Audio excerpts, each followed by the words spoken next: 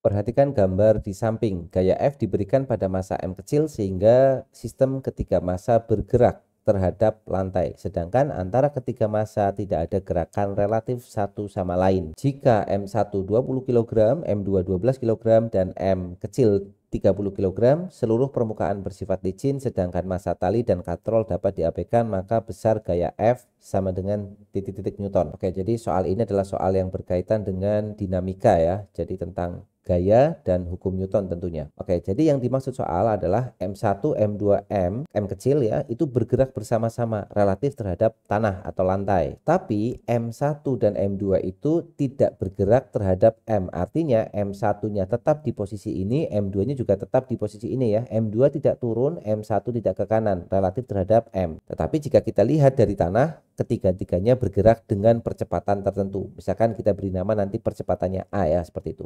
Oke, kita akan menggambarkan dulu diagram gaya yang bekerja pada M, M1, dan M2. Oke, kita gambar di sini ya untuk memudahkan. Sekarang kita akan lihat atau kita akan pilih dulu ya. Kita bisa memilih kerangka acuan yang akan kita pakai. Jadi kita bisa pakai kerangka acuan tanah atau kita bisa pakai kerangka acuan M ini. Yang pertama kita akan coba dulu dengan menggunakan kerangka acuan tanah ya. Jadi kita akan pakai kerangka acuannya adalah tanah. Nah, kalau kita menggunakan kerangka acuan tanah, maka M1, M2, dan M itu bergerak terhadap tanah. Ketiga-tiganya bergerak terhadap tanah. Oke, sekarang gaya yang bekerja pada M1 ya, di sini kita akan punya tegangan tali T, kemudian untuk M2 juga akan punya tegangan tali T, kemudian akan ada gaya normal ya. Gaya normalnya berarti ke arah kanan, di sini akan ada N2 kita sebut saja N2, kemudian di sini akan ada gaya normal juga N1, kemudian akan ada W1 ya. Di sini akan beratnya untuk massa yang pertama adalah W1 seperti ini. Kemudian pada balok ini, pada M itu juga akan ada gaya normal ya, arahnya ke arah kiri seperti ini ya. Jadi gaya normalnya bekerja pada N dan pada balok juga, tapi kita akan menggambarkan yang pada N saja, pada M2 maksud saya ya. Nah, sekarang kita akan lihat satu persatu. Yang pertama, kita tinjau M1. M1 itu persamaannya adalah sigma F itu sama dengan M1 dikalikan A ya, karena relatif terhadap tanah. M1 bergerak ke mana geraknya? Bergerak ke arah kanan M1.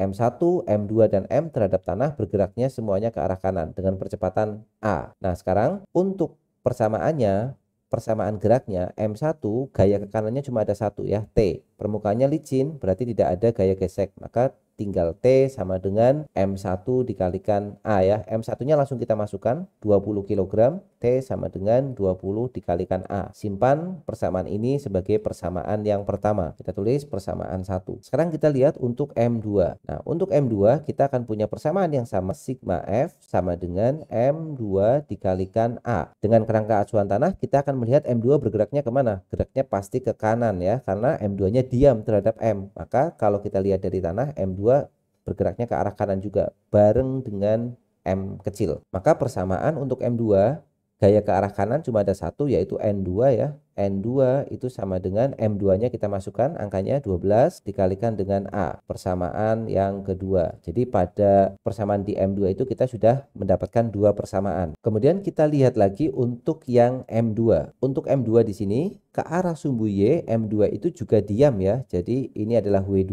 Oke, berarti kita perlu kasih indeks di sini. Ini Fx dulu, sigma Fx sama dengan M kali A, tetapi untuk M2 kita punya juga sigma Fy-nya sama dengan 0 ya. Jadi sigma Fy sama dengan 0. Kenapa? Karena M2-nya diam terhadap M kecil. Dia bergeraknya kalau kita lihat cuma ke arah kanan saja atau bergeraknya relatif terhadap tanah ke kanan, sehingga sigma Fy-nya sama dengan 0. Sigma Fy-nya apa di sini? Ada T, ada W2, berarti T minus M2G atau W2-nya kan sama dengan M2G ya, sama dengan 0, atau T-nya sama dengan M2 dikalikan G.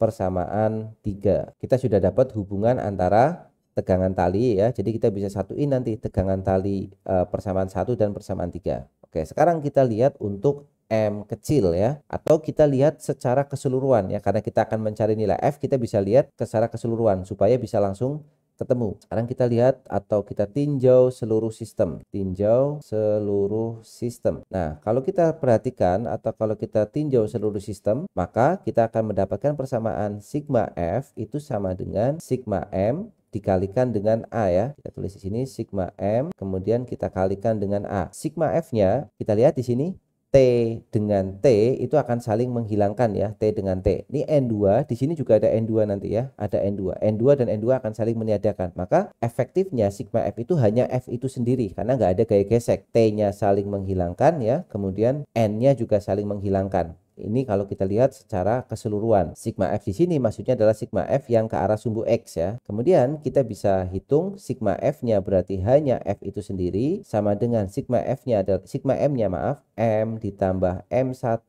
ditambah dengan M2 kemudian dikalikan dengan A. Nah, kita perhatikan nilai A-nya itu sudah bisa kita dapatkan dari persamaan 1 dan persamaan 3. Dengan menggantikan nilai dari T di persamaan 1 dan 3 kita dapat nilai A. Kalau sudah dapat nilai A artinya nilai F-nya sudah bisa kita temukan ya, seperti itu. Oke, berarti kita beri nama dulu, ini persamaan yang keempat ya. Selanjutnya kita tinggal selesaikan persamaan 1 dan 3. Persamaan 1 dan persamaan 3 maka kita dapat T yang kita ganti menjadi M2 kalikan G sama dengan, M2-nya ada ya, M2-nya kita masukkan sekalian.